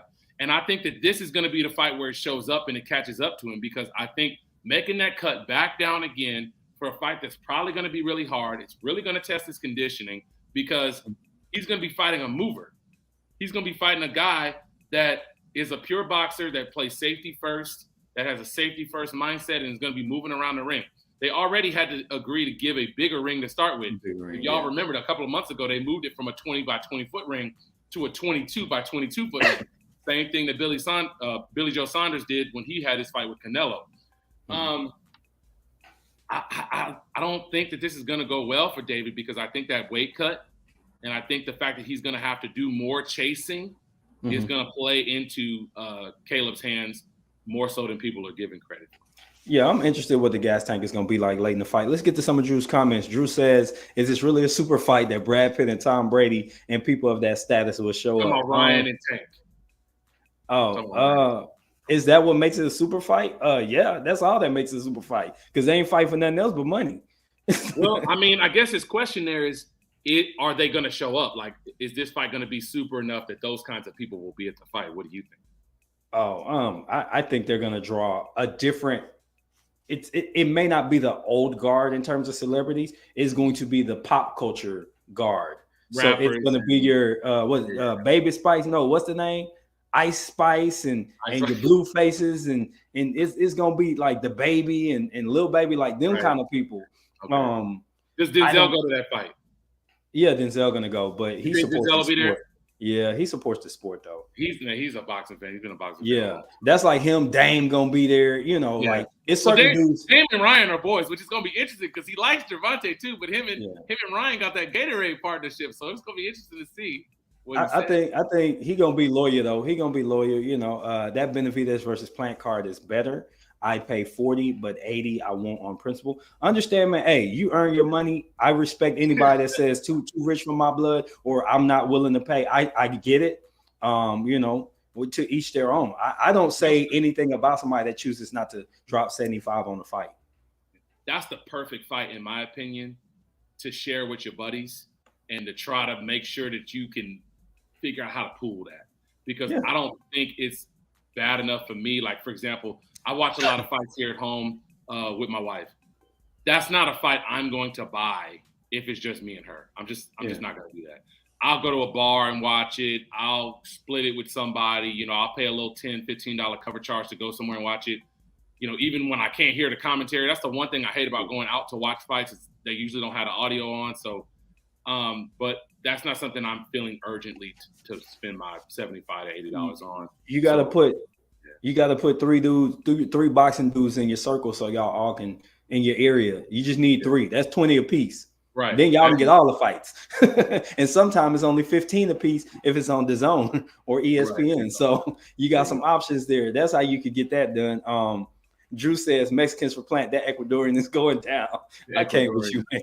Yeah, man. I'm really trying to figure out, people have had this fascination with David Benavidez's genealogy for the last 2 years, ever since he kind of embraced that moniker that Tyson gave him when he said he called him the Mexican monster. What do we really expect him to do? There's more boxing support in America from Mexican Americans than there is from Ecuadorian Americans. That's natural. Mm-hmm. Of course he was going to lean into that, right? I think the same way that in the slightest bit, they haven't done it yet, but I think that they will start to with Shakur, getting him to lean into his Puerto Rican heritage. He had a Puerto Rican dad. His dad was never really in his life from everything I've ever read. So it's not like, he grew up around a lot of Puerto Rican people.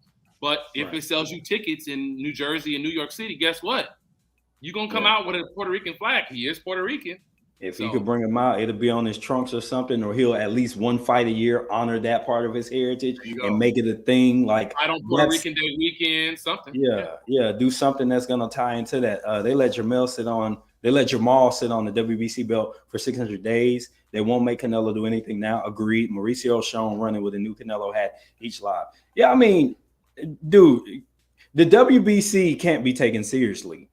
So whatever they think is good for their bottom line, that's what's going to happen. I don't even get mad anymore because whatever you think is the right thing, just look for Mauricio to do the opposite, right? Suleiman do what he wants. I mean, and the others are following suit now. He makes more money keeping that belt in Canelo's hands. His 3%, that 3%, people got to just do the simple math. Yeah. If the fight makes $40 million, 3% of $40 million is more than 3% of $8 million. If the fight happens, or if they stripped Canelo and they were going to give it to whoever wins, Plant versus Benavidez, neither of those guys can have another fight that makes more than $10 million in profit. None of them. So it's a very obvious thing to allow Canelo to get to those fighters when the public demand is strong enough for it. And that's when that fight will happen, is when the public demand is strong enough. In my opinion, I think he probably eventually fights a Benavidez Plant winner, but I think that that's going to be the late fight in 2024. That's my opinion. Yeah, and I think we had discussed that too, potentially. It'll be next year because they got to cook it and they're going to make them do something else in between. Drew says he got them Memo Heredia shakes to make the weight cute. Hey, that's what they saying. Yeah, that's what they saying, but it could be whatever. I just think that because he's flabby, man, he just got to get on the water and go run on the treadmill and put the fat bag on, and you could drop fatty weight really fast. This is when you're muscular. It's really hard to cut weight. Trust me. It's hard. Next topic we got here, Michael Zarafa, who is a famously known rival of Tim Tszyu. Actually, Michael Zarafa and Tim Tszyu were supposed to fight before Tim Tszyu crossed over to PBC and Showtime, but Michael Zarafa dropped out of that fight for some reason. Says here, he expects Tony Harrison to shock Tim Tszyu by knockout. Man, he sounds crazy. Zarafa picks Tony Harrison to win by knockout. What's your thoughts? Bruh, he ain't about to knock Tim Tszyu out. I think he might box his face off and maybe even get knocked down and get up and box his face off. But knock him out, get the hell out of here. Like Tony got a little pop and stuff like that, but you're not about to get me on tape saying that. Man, I mean, can you take that seriously? I mean, no, and I can't because of who it's coming from. Michael Zarafa is, an Australian-born middleweight who's moved up and down in weight, 154, 160. He's been kind of a middle of the road, kind of a gatekeeper, for the Australian market. He's a guy that if you beat Michael Zarafa, then you kind of move on to the world stage from the Australian scene. And him and Tim Tszyu were supposed to fight. There was a lot of trash talking that went back and forth between the both of them. And the fight never happened because Michael Zarafa ended up getting sick or he ended up having something else happen. So, the fight didn't happen. But when you're a known rival of a guy, most times you're not going to pick that guy to win. That's kind of natural, right? So, this is a thing where if it came from a different messenger, I might take it more seriously. If it came from, somebody who, like if this came from Jermell Charlo, who we know hates Tony Harrison, then maybe I would put more stock in it. Yeah. But this coming from a guy who doesn't like Tim Tszyu, that's not a surprise that he would pick the other guy. He's being a hater. Yeah, he's being a hater. He just doesn't like that Tim Tszyu is in the spotlight more so than he is now since their fight didn't happen. And he's probably never going to get a chance to fight him now because he's on the world level. My opinion on the fight. I think that Tim Tszyu's performance against who was that he fought? I can't remember the dude's name. Terrell Gaucher. Gaucher, thank you. I think that it was a below par performance for him. So I think that a lot of people are sleeping on how good I think that he actually can be. The one thing that's always troubled Tony Harrison has been pressure style body punchers, right? And guys who consistently go to the body are able to slow Harrison down. It's been quite a while since he looked like the Tony Harrison at the peak of his powers when he did get that decision against Jermell. It'll be really interesting to see how he responds to being a true road fighter, having to go on the road. I can't remember the last fight he had as a true road fighter. Right. I'm going to go ahead and pick Tim Tszyu to win a fight by a decision where Tony gets knocked down at some point in the fight. I don't think that he stops Tony because I think Tony is smart enough to hold, to get himself out of there, to kind of regroup. But my pick at this point is going to be Tim Tszyu. I think that he's younger, stronger. I think that he's going to have the home field advantage. I think that at this point in their careers, I think that Tim Tszyu is on the up and Tony is kind of coming down at this point. So that's why I'm leaning towards Tim Tszyu to win that fight. Yeah, we definitely gonna drop a analysis video where we get into the nuts and bolts of it. So I can't pick right now because that video coming sometime in March before the fight, because they're on the 11th, right? Yeah, they're on the 11th. Yeah, so later this month we're gonna get that out leading up. But that being said, I do tend to agree with some of what you're saying, where it's a strong possibility that Tszyu might knock him down, which would be the difference. I do think that Tony. I think one thing that might trouble Tszyu is I can't think of somebody that's been as athletic as Tony, because Tony can move. He doesn't necessarily use that skill all the time, but he's capable.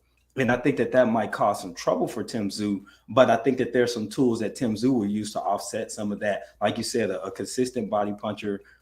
He could put himself in a really good position to slow Tony down over time and then catch him late. And that could be what tips the fight. So I do tend to agree. I'm gonna watch a little bit more tape on both, and then get an analysis video out.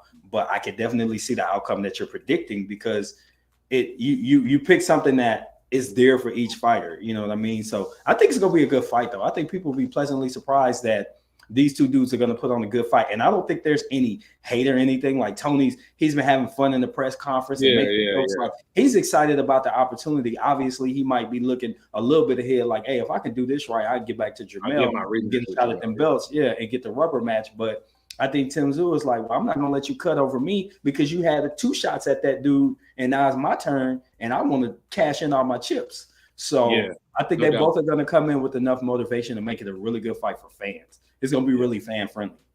Yeah. The fight for everybody to watch, if you're talking about wanting to see some good footage of Tim Tszyu prior to his coming to America, it's probably going to be his fight against Inoue, Japanese fighter that's really, really strong, got good hand speed, has that pure Japanese style, that in and out bouncing style, that very similar to Naoya Inoue. They're not related by any way. I think his name is Kaneshi Inoue. That's the fight to definitely watch for. And Drew, we are definitely going to get to that. That's going to be the very last thing we touch on, because that is going to be this weekend. So we will get to that very, very soon. But the next topic I had here, man, the WBO has officially announced that they're going to go ahead and order Josh Taylor versus Teofimo Lopez, a fight that was already rumored to be happening and in the works since Josh Taylor had his foot injury and could not do the Jack Catterall rematch, which was supposed to happen at some point in March. The trickle-down effect from that is Michaela Mayer was rumored to be on the co-main event undercard of that Josh Taylor-Jack Catterall rematch against Christina Lenardatu. And now that fight is going to have to end up being rescheduled as well. It doesn't look like it's going to end up being on the same fight card as the Teofimo Lopez fight, but it will get rescheduled at some point. Back to Teofimo against Josh Taylor. We talked about this a little bit after Teofimo Lopez's fight in his most recent outing against Sandor Martin, and how he might fare against the upper echelon guys at 140. With the fight officially being ordered, what's your thoughts on how that fight will go? It is rumored that it will be happening in Scotland. So first thing I want to say is I don't like that Josh Taylor and Jack Catterall aren't getting to fight again. I would rather see that, but because this is the fight we're getting, I personally I favor Josh Taylor way too much.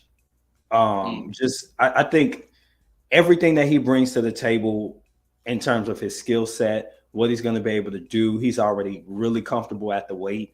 I just don't think at 140 T.O. has what it takes to beat Josh Taylor on a good day. Now, if there's been some type of decline or that injury is holding Taylor back in some type of way, because that there's a lot that goes on. It's plantar fascia, right?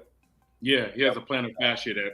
So they said he had an injury to it. Now, it may not have been torn. I'm not really sure. And you don't know what foot either. If you could tell what foot, that would tell you a little bit more too as well. Right. And without that inside information and knowing what the actual recovery time is going to be, if there's any lingering issues with it, that could proof for him not to be at his best that night, which would give T.O. a better chance. Yeah, and that would give, so that means it wasn't surgical, it doesn't sound like. So he just had to rest it. But that gives T.O. better chance if he has any lingering issues. But I think it's really going to be based on just how good Josh feels coming to the ring. If he's still able to really train fairly well leading up, I think he'll be okay. I would favor him significantly against T.O. I just think he'll just outbox him, to be honest. Yeah. I mean, the thing is that T.O.'s going to have to change his stripes. He's going to have to, become a chameleon in this fight, because T.O. typically is a guy who can sit back and be a counterpuncher, be a pot shotter, be a guy who lets the offensive guy come to him, and then he's able to capitalize on that guy's mistakes. In this fight, he's going to be the smaller guy, the shorter guy. He's going to have the shorter reach. So he's going to have to be the one that makes the action happen, because he's going to be in a position where he can be hit, where Josh cannot be hit by T.O.'s punches. So it's going to be real interesting to see how T.O. attacks it, because he's never been in this position. All of the guys that he's had great success against have been guys who he forced to create their own offense, and then he countered them. That's the same thing he did against Loma. It's the same thing he did, or tried to do at least, with the fight against Cambosis, right? And we saw after the first 3 or 4 rounds, when he was trying to be the pressure fighter, it didn't look good. He really didn't have any success in that fight until he went back to his standard style, which was using the jab, counter-punching, and waiting on opportunities to come open. I just don't know that Josh Taylor is going to get those openings or give those openings to Teofimo, just because I think he's a smart guy. I think he knows as long as I'm winning these rounds consistently, I'm going to get a fair shake on the cards.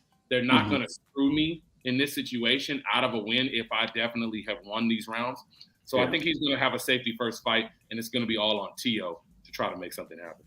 I tend to agree with that. Let's get to Drew's comment. He says, T.O. no mo. Don't do that, man, like that. T.O. no mo. I don't think I've seen that one yet. I really think Top Rank will cut him, and he might retire if he gets best or beat badly by Josh. But I don't think Josh is the same and can make 140 comfortably anymore. Literal crossroad fight. You kind of laid it out perfectly. You go first, Q, and then I'll dogtail off the end of what you said. Yeah, man. I mean, that's literally exactly what I said on Twitter a few days ago when the fight was kind of announced and ordered. I wish I could pull it up right here just so I could go ahead and quote it. But essentially what Drew is saying, I'm in full agreement with. Oh, here it is. Yeah, I said Taylor hasn't looked good at 140. I said 2020. I meant to say Taylor hasn't looked good at 140 since 2021. He's been injured on 2 separate occasions since then. He had a knee injury that delayed the first Jack Catterall fight, and then he got, the foot injury that he's had this year. And Lopez hasn't looked like himself since after his 2021 loss, over the Thanksgiving weekend to Cambosis. It has never really looked great at 140. But this fight is going to turn things around hugely for whoever can win the fight, from a mental standpoint, from a confidence standpoint. So it is definitely, like Drew said, this is a crossroads fight for both guys. Not necessarily for their careers to end, but where their trajectory goes from here. I know Josh Taylor is, eventually going to be moving to 147. And if he can't beat Teofimo at 140, that's not going to be a good sign for him at 147. And for T.O., if he can't beat Josh Taylor at 140, I don't know where he really can go from there, because none of the other champions are going to be much easier. I mean, Regis, if Subriel beats Ponce, that's a tall ask. Really, the only other guy you can potentially see him having a favor over is Alberto Puello. And I'm gonna tell you now, they're gonna gift that belt to a major PBC guy at some point that's at 140. More than likely, if Puello beats Rolly, they're gonna let Antoine Russell fight him. And I think it's lining up for Gar, because he didn't get the fight now from the tea leaves rumbling. They wanted him to get one more good fight because he didn't look as good in his last fight before he gets in there and fights for that belt. So like you said, somebody over at PBC, likely Gar, is going to go ahead and get that opportunity. For T.O., I tend to agree with you. There's really nowhere to go if he can't beat Josh or have a really good showing, because now people have completely figured out you lack confidence. Obviously, you don't have the physical size to be dominant at that division. The power's not there like it used to be. So there's a lot of different issues at play. That being said, for Josh Taylor, I mean, because 147 is about to get younger, I give him a better chance. I I just don't know how quick he's gonna be able to get to a belt at 147. And if you're not gonna get to a belt, like why move up? Yeah. That's kind of my opinion. If you're not really gonna be in line for a belt real quick, I just don't see a reason to do that. And well, he's got a WBO left, right? Say that again. Josh has a WBO still, right? Yeah, he's got the WBO, the Ring Magazine, and he still has lineal status. He's never lost in the ring, so he retains the Ring Magazine belt and he retains the lineal status as well as his WBO belt. He's also a super champion, so he could also move up if he chooses. But look at you got to fight if you decide to move up. You literally for the year.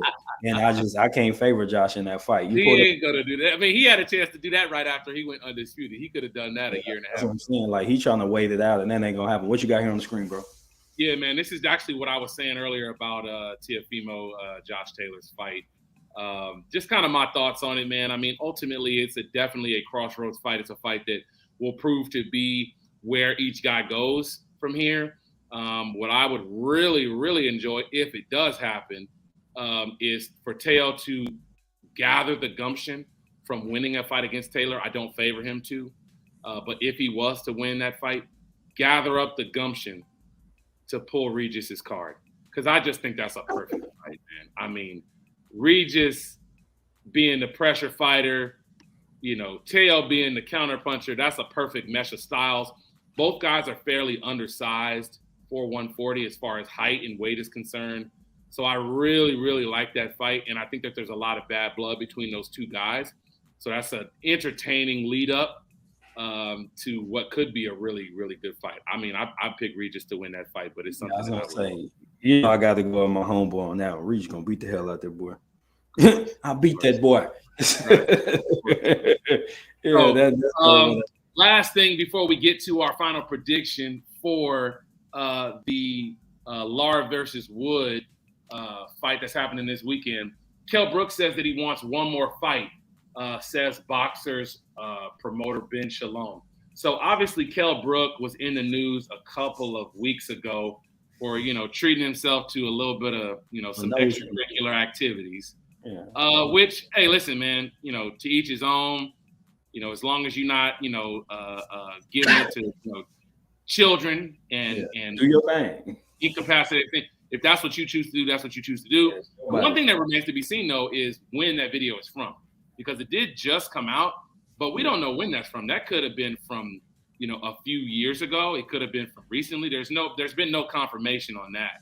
The only person who knows that at this point is Kell Brook and the person who took the cameraman. Yeah. Yeah. So, honestly, I don't think that Ben Shalom and Boxer have the right fights for Kell right now. He's not going to rematch Amir Khan. Amir Khan is enjoying retirement. He put on some pounds, which as he should. He's been cutting weight his whole career. Enjoy retirement, brother. Enjoy all that good steak and shrimp and lobster and all that stuff. But I think he needs to actually go and talk to Eddie Hearn again about doing that fight with Conor Benn. It looks like Conor Benn is going to be replaced into the rankings with the WBC, which I assume Eddie Hearn and Conor Benn's team will use as a way to get his British boxing license back, to say that, look what we've proven to the WBC, who was the person that had the test that we quote unquote failed. Yeah. This is the proof that we didn't do anything wrong, X, Y, or Z. I don't exactly know what that is, but those are the rumors that are spilling, is that, it's likely that he'll be reinstated. He'll get his boxing license back because the British Boxing Board of Control knows how much money he's worth, how much money he can make.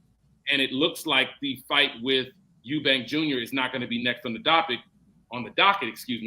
because Chris Eubank Jr. just lost and has to get his lick back on Liam Smith first, which also is the reason why I think Kell Brook has a lot of options with Sky Sports and Boxer right now, because the two guys they were proposing to him were Liam Smith or Chris Eubank Jr. Both of those guys are going to have another fight. If Kell Brook wants another big money fight, the fight to have, I think, right now is going to be a Conor fight. What's your thought? What if I just don't want Kell to fight no more?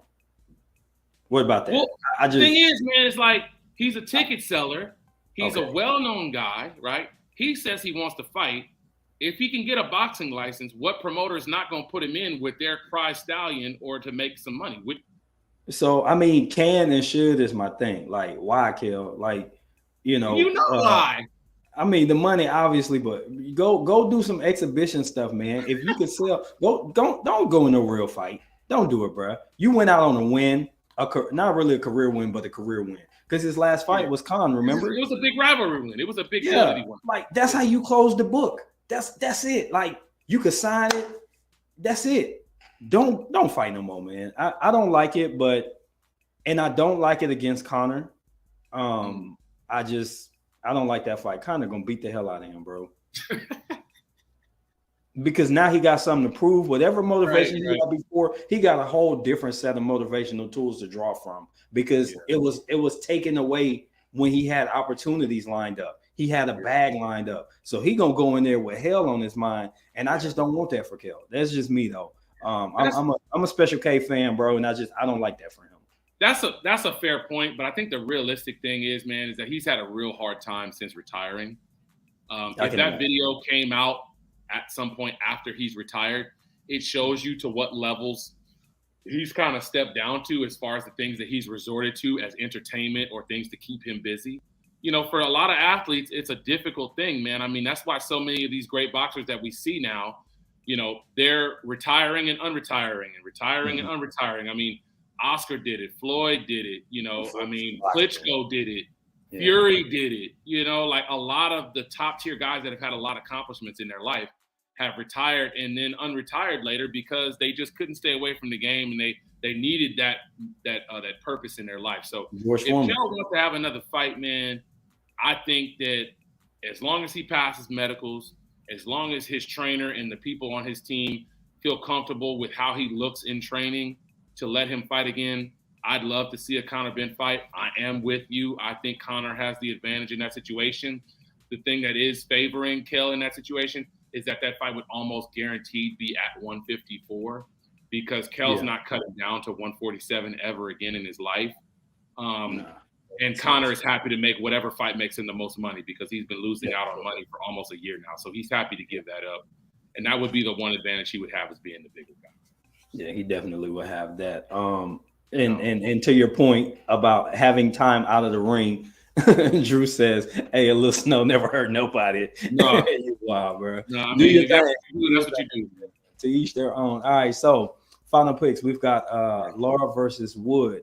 Yeah, that fight is going to be on DAZN, right? 1 o'clock Central Time. So the card starts at 1. I think the main event ring walks typically happen around 4:30, 5 o'clock Central Standard Time here in the States. So, man, what's your thoughts on the matchup as a choice? Because remember, this was not a mandatory that Lee Wood chose. He just got elevated to WBA champ. Number one, what's your thoughts on the choice of picking to fight Lara? And number two, what's your pick on the result? So, if I'm picking a voluntary fight, this tough. This is a tough choice. Yeah. It's a tough choice. And I mean, my memory can get bad sometime, but his last fight was hell, wasn't it? Which one are you talking about? Wood. Lee Wood's last fight was against Michael Conlon. Yeah. Where he was hurt at least on 3 occasions, but he had a great final 3 rounds and got the knockout stoppage win, knocked the dude out the ring. And that's what I'm saying. Like, I think I personally, if I had a choice, I'd take a light touch and just tell him, like, I want to get you in there, but let me do something else first. And then we circle back and we'll cook it a little bit. And I'm just going to do my best not to lose and make sure my belt's still on the line. But overall, I think it'll be a really good and competitive fight. That's not really his calling card for me, like, power late or something like that. I just think that he's a decent fighter who's taking advantage of opportunities. That's the best that I can say about that. As far as Wood. Oh, Wood, okay. Yeah. As far as Lara goes, the little bit I really, really know that I've seen, like I said, I don't like the choice of this opponent, but I feel like if the goal is to fight for legacy, fight competitive fights, show that you have the boxer's heart, I think this is going to be a good fight in that regard as well. Again, there's another one where, a little bit more film study required to really be able to give you a technical breakdown. But just from a matchup itself, I think this is going to be a good, solid, entertaining fight. I really can't lean either way, though. Yeah. What you think? I've seen Lee Wood's last 3 fights. So I saw his win against Kanzu when he became WBA regular champion. I saw his fight against Michael Conlon. So actually his last 2 fights, I should say. And then I've seen Lara's last 3 fights, basically. So his win against Josh Warrington, the draw that they had when he got the cut and they had to stop the fight, the rematch against Josh Warrington. And then I saw his most recent fight where he smoked the dude after he got hurt really, really bad in the 4th round. So it's a dangerous pick on Lee Wood's part. But I saw an interview where he kind of explained his rationale behind it, which was, if I beat this guy, I'm undoubtedly number 1 in the division. And I would have to say that that's a fair assessment. When you beat a guy as well regarded as Michael Conlon, who was on the doorstep of a world title from Top Rank, when Josh Warrington, who was probably listed as the number 2 guy, loses his belt, so that drops him on the scale, and then Navarrete, right? He vacates his title and moves up to 130. I think that if Lee Wood beats Lara, he is number 1. And I think that he becomes the shot caller when it comes to who he wants to fight next. In my opinion, it's a difficult call, but I'm going to say that I think Lee Wood wins this fight if he boxes. Because Lara has a lot of holes on wide punching. He's a wide, wild puncher who's very aggressive, sometimes even over-aggressive. But I think that if Lee Wood can stick to his boxing, stick to straight punches, not back up in straight lines, he has a great chance to win this fight.